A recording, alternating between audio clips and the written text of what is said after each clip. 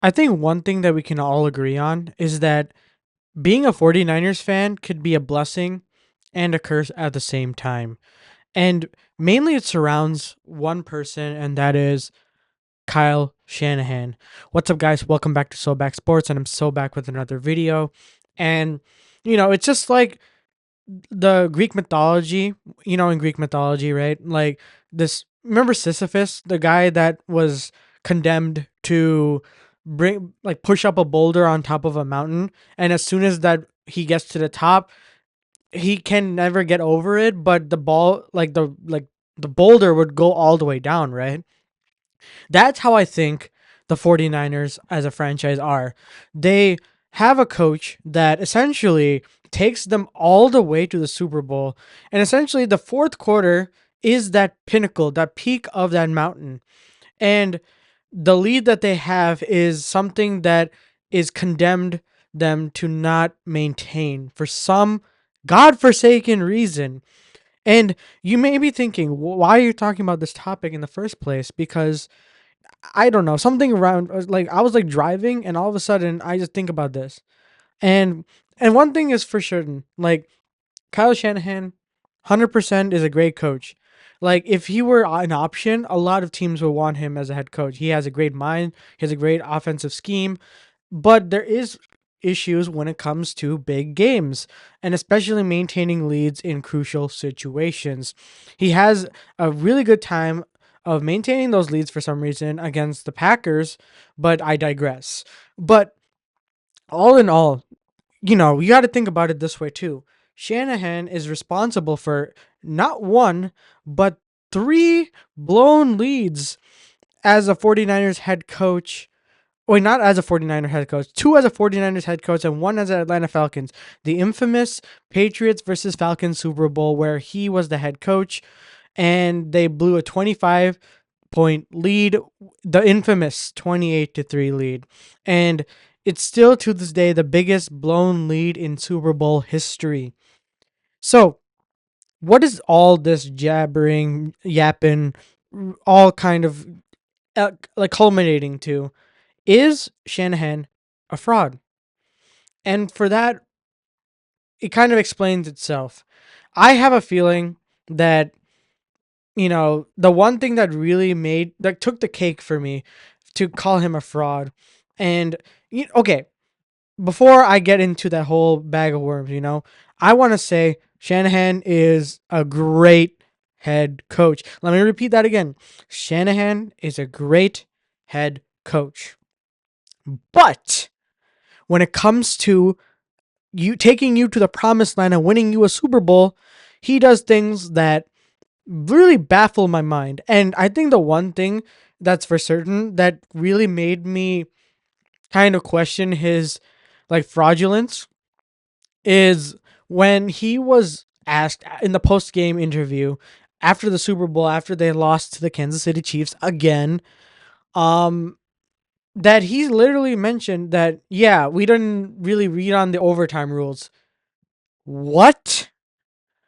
I know I talked about this in my videos a while ago, and it kind of broke down a lot. If you want to check it out, like go down in my catalog, I'll probably link it up in the below. But like, God, what is that?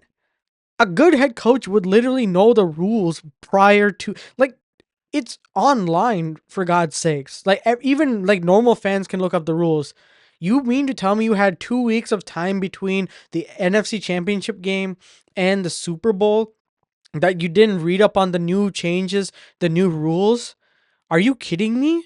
Like that's like beyond incompetence in the sense because that essentially played a role into leading Patrick Mahomes to go down and win the game. And the 49ers kind of blew it at that point too. So, Kyle Shanahan, say what you want as him as a good head coach during the regular season, but when it comes to the playoffs, he does have a decent record still. But moments like these really put into question like him as a coach. But you also have to keep in mind his inability to really get someone at quarterback consistently because Jimmy Garoppolo was one thing. Brock Purdy was definitely an upgrade over Jimmy Garoppolo. like 100%. Jim Brock Purdy had some blame, but I would say like most of the time it's like that just comes with his like build as a quarterback, you know?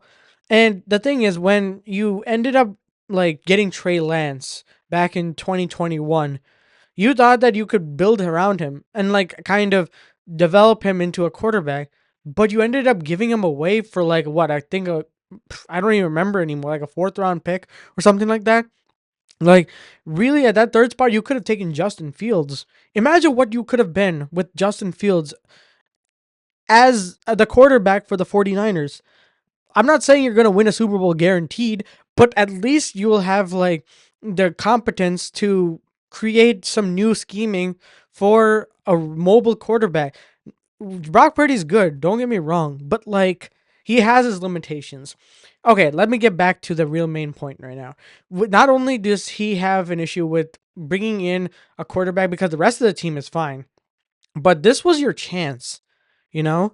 Like this was your chance to cement years on years like of Super Bowl blown leads, and yet you did this again, a third time. You think third time is the charm, but no, like, third time is not the charm. And you know, man, this whole thing is really like something for sure. And talking about this, I bet 49 I can't imagine the pain 49ers fans feel because it's like would you rather be a team that misses the playoffs consistently or gets all the way to the Super Bowl and loses like you're guaranteed to lose that Super Bowl for some stupid reason. I'd rather be the team that doesn't make the playoffs because A going all the way consistently and losing that part like that moment hurts for an entire offseason where and like the fact that you were almost there too hurts even more. So yeah, I guess you can say that I have a really feeling that like he's a fraud. Like he's great and all, but like when it comes to big moments like this, it's not there. But let me know what you guys think down in the comments below. Which do you think I'm wrong? Anything I missed? Let me know in the comments below. I love to read what you guys have to say. And as always, I'll see you guys in the next one.